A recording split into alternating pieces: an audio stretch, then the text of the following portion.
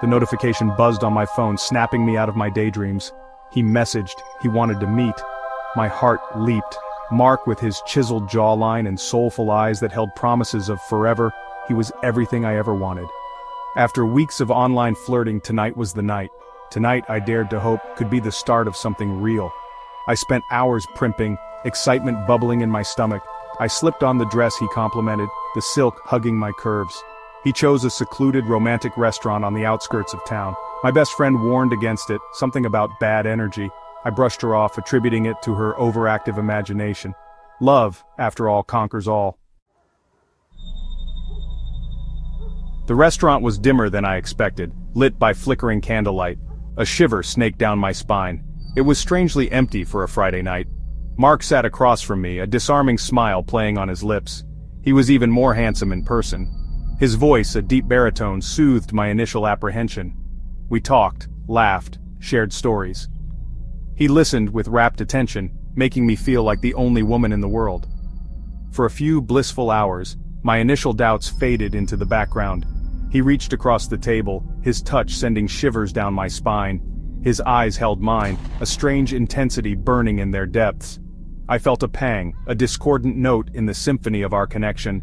I brushed it off, blaming my nervousness. He was charming, attentive, everything I thought I wanted, but a seed of unease had been planted, its tendrils slowly creeping around my heart.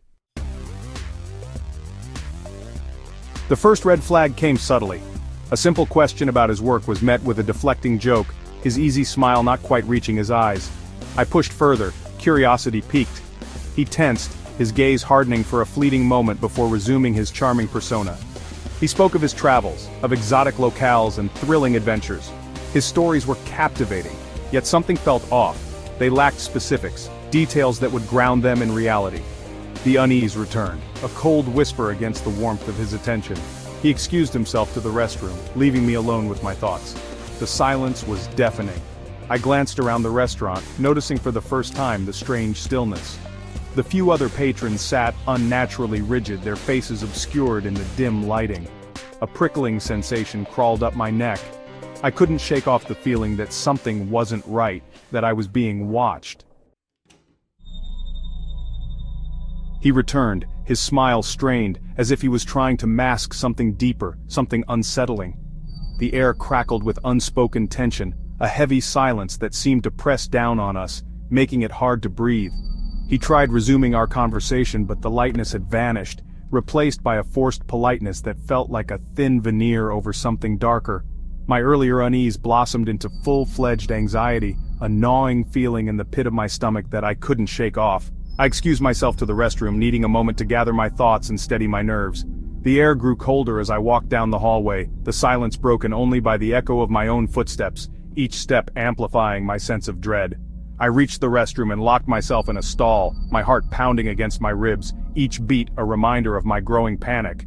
I splashed water on my face, staring at my reflection in the mirror, hoping to find some semblance of calm in my own eyes.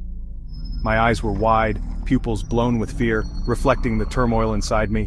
What was wrong with me? Why was I feeling this way? Why did I feel so uneasy? Was it just the atmosphere, or was there something more? I took a deep breath, willing myself to calm down, trying to convince myself that it was just first date jitters. It was just first date jitters, nothing more, I told myself, trying to dismiss the irrational fears. But as I turned to leave, a voice stopped me in my tracks, a voice that sent chills down my spine. It was low, a hushed whisper coming from the next stall. "Get out! Run!" Panic seized me, my mind racing with fear. Someone was in the restroom with me, and the realization sent a fresh wave of terror through my veins. I fumbled with the lock, my hands shaking. The whispering stopped. Silence.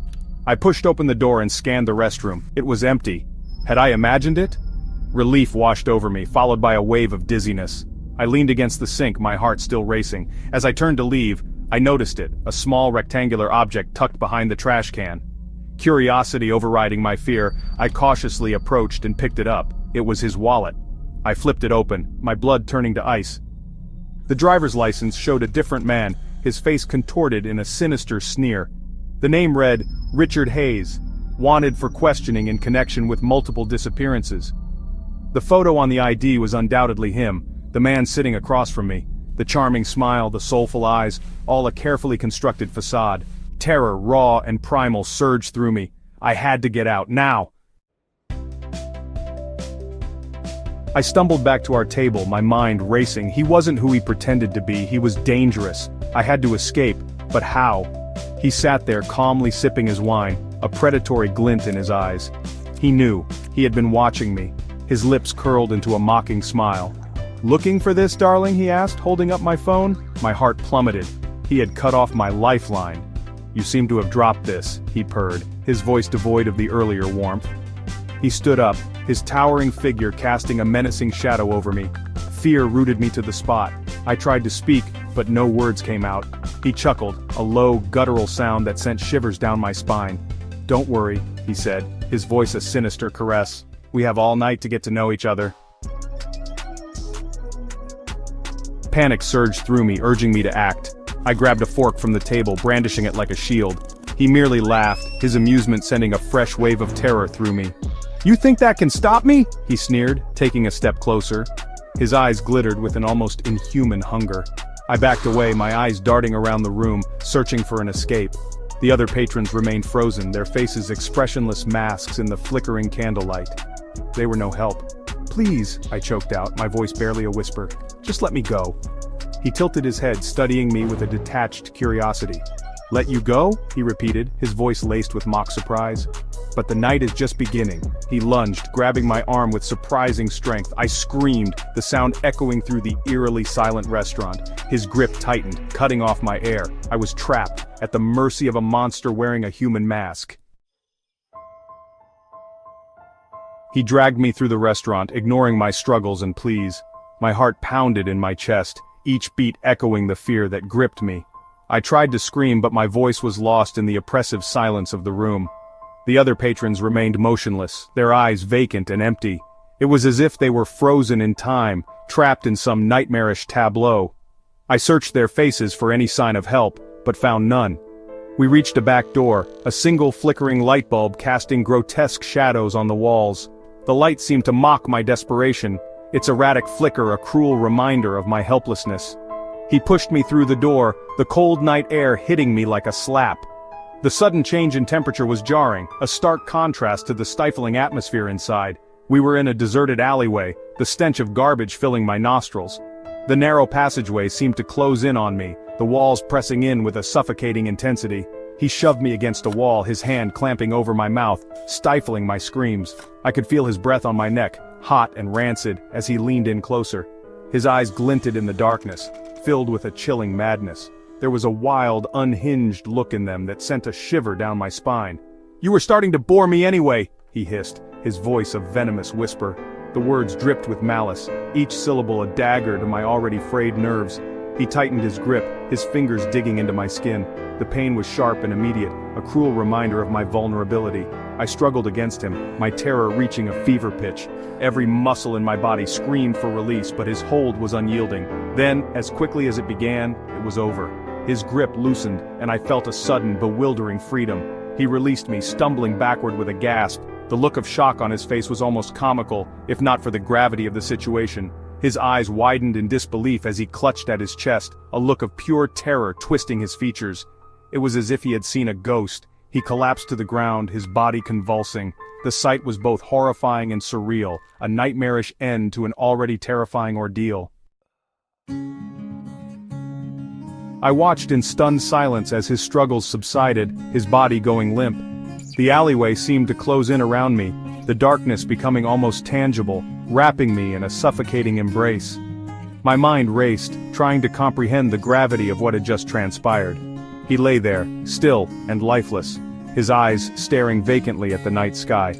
The stars above seemed indifferent to the tragedy below, twinkling as if nothing had changed. I felt a cold shiver run down my spine, realizing that life would go on, even as his had ended. A figure emerged from the shadows, a tall, dark silhouette with eyes that glowed with an otherworldly light. It moved with a grace that was both mesmerizing and terrifying, its presence commanding the very air around it. I felt an inexplicable pull towards it, a mix of fear and curiosity. I couldn't breathe, couldn't scream. My throat felt tight, as if an invisible hand was gripping it, preventing any sound from escaping. My heart pounded in my chest, each beat echoing in my ears like a drum. The figure approached me, its presence radiating power and an ancient, unknown energy. It felt as if the very essence of time and space was bending around it, warping reality in its wake. I was rooted to the spot, unable to move, as if caught in a spell. It leaned down, its voice a low, melodic hum that resonated deep within my soul. The sound was both soothing and unsettling, like a lullaby sung by a ghost. It spoke to me, its words weaving a web of enchantment around my mind. "He will not harm you again," it said, its voice both soothing and terrifying. The words hung in the air, heavy with promise and threat. I felt a strange sense of relief mixed with dread, knowing that my life had been irrevocably altered by this encounter. Then, as quickly as it appeared, the figure vanished, melting back into the shadows. The darkness seemed to swallow it whole, leaving no trace of its presence. I was left standing alone, the weight of the night's events pressing down on me. The alleyway was silent again, the only sound the frantic beating of my heart. I was safe, but the silence was deafening, filled with the echoes of my fear. The flickering light above cast eerie shadows, making the scene feel like a haunting memory. But the encounter, the terror, the chilling realization of the man I thought I knew, it had irrevocably changed me. Every step I took felt heavy, burdened by the weight of what I had witnessed. The alleyway seemed longer, darker, as if it was a path I would never truly leave behind. I walked away that night, forever marked by the encounter. The shadows clung to me, a constant reminder of the darkness that lurks in the corners of our world. I knew I would never be the same, that the events of this night would haunt me for the rest of my days. The memory of his touch, the terror in his eyes, the chilling whisper in the restroom, it would forever haunt me. A constant reminder of the darkness that lurks beneath the surface, a chilling testament to the risks we take in the name of love. Each time I closed my eyes, I would see his face, hear his voice, and feel the cold grip of fear. Love's shadow had left its mark, a scar that would never fade.